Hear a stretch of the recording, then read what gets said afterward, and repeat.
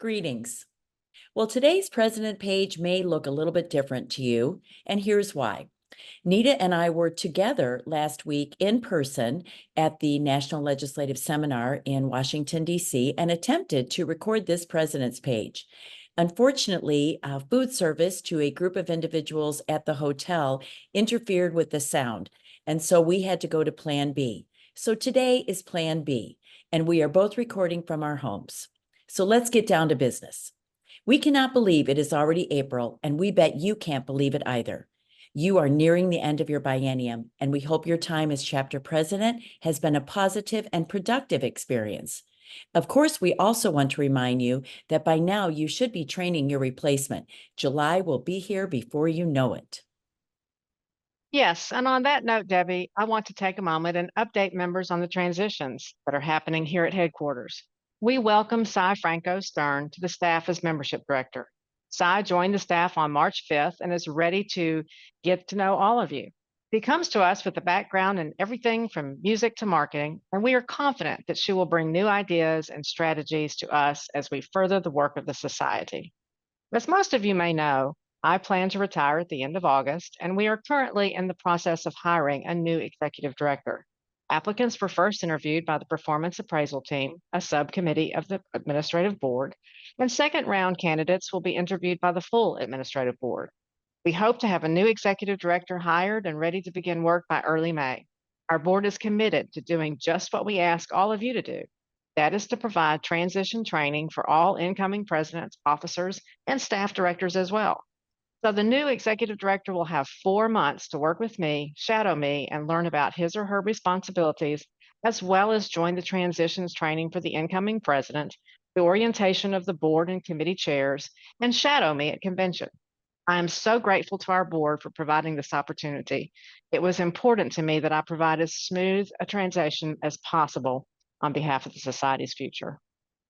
Yes, we will keep you all posted on that hiring and transition process. We are looking forward to a great experience in National Harbor in July. I hope you plan to attend the convention, as it is going to be a rich discussion about the many proposed amendments to our governing documents. Your vote counts, so if possible, we hope you plan to attend. Please review the amendments that have been published in the March-April news. If you have questions about the impact of an amendment, feel free to reach out to us. Although you must be present at convention to vote, per our current constitution, there are other ways to be heard. Join us for a question and answer session via Zoom. Have a chapter discussion. Ask a member who is attending to voice the chapter's perspective, or reach out to a board member to voice any concerns you might have. Information about the Zoom sessions is available on the DKG website, along with the link to log in when the sessions are happening. So, Debbie, I know there will be continued efforts to simplify our governing documents and build more efficiency and nimbleness into our processes and operations by moving much of what would be policies and procedures into GAAP. But what other critical issues are reflected in the proposed amendments to be considered in July? Nita, there are a number of proposals that might be considered controversial or worthy of special attention, in addition to the 61 proposals that have been placed on the consent agenda.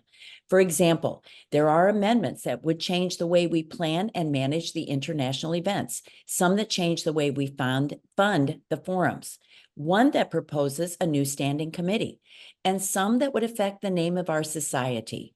In addition, the Administrative Board plans to propose a revision of the governing documents for approval in 2026, with the task force of members working through the next biennium with legal counsel to create an updated and simplified document. And remember, even with all of the business we will conduct, there will still be time to enjoy breakout sessions and keynote speakers, in addition to the time we all spend together making new connections. Now that you mention it, Debbie, in addition to all that business, what kind of fun will we have at convention? Oh, Nita. Well, of course, we will enjoy two really exciting keynote speakers, Margot Shetterly, who wrote Hidden Figures, and Andre Bradford, a slam poet from the Austin, Texas area. Members will enjoy a variety of breakout sessions, many presented by members who are presenting for the first time at an international event, opportunities to make new connections and renew a few as well. and join the DKG International Educators Foundation for a fundraising event at Bobby McKee's Dueling Piano Bar. On another note, I hope you will have all been considering ways to implement the many recommendations reflected in the report from Avenue M. Oh, yes, Debbie. And let's remind everyone about Bursting the Bubble campaign. It's a great way to let your members know about the valuable benefits of membership in DKG. Can you tell me more about that? I can. We have launched a few bubbles bursting with information about the benefits of DKG membership. So I hope you are keeping an eye on the website for a new bubble that bursts every 2 weeks. Although Avenue M recommended that we develop mastermind groups, the committee working on this initiative listened carefully to members who felt the word mastermind implied a level of expertise that was uncomfortable. They were more interested in groups dedicated to learning and growing in an area of interest. So the pilot groups will be called the DKG Visionary Network and will provide opportunities for members to connect professionally and personally. Stay tuned for more information. And just a few housekeeping reminders. The dues portal opens again this month for the beginning of dues collection. So please remind your chapter treasurers to begin collecting dues. The portal will remain open until October 1 per current constitutional mandates. However, treasurers should keep an eye on the amendments as there is one that would change the drop date for members who have not paid dues August 1. That's another proposal that treasurers might want to be prepared to address at the convention in July. Also, any members planning to attend convention in July should go ahead and finalize plans early this year. Because of the new registration structure, there are some notable changes that could pose a few issues for members who tend to wait until the last minute to register for convention or reserve rooms. We have a fantastic rate at the hotel room for the hotel rooms in the Gaylord and National Harbor. Although the rack rate is usually almost $400 per night, our rate is $177. It does have a resort fee attached to that as well, but still well under $200. However, the rate is only available until June 17th.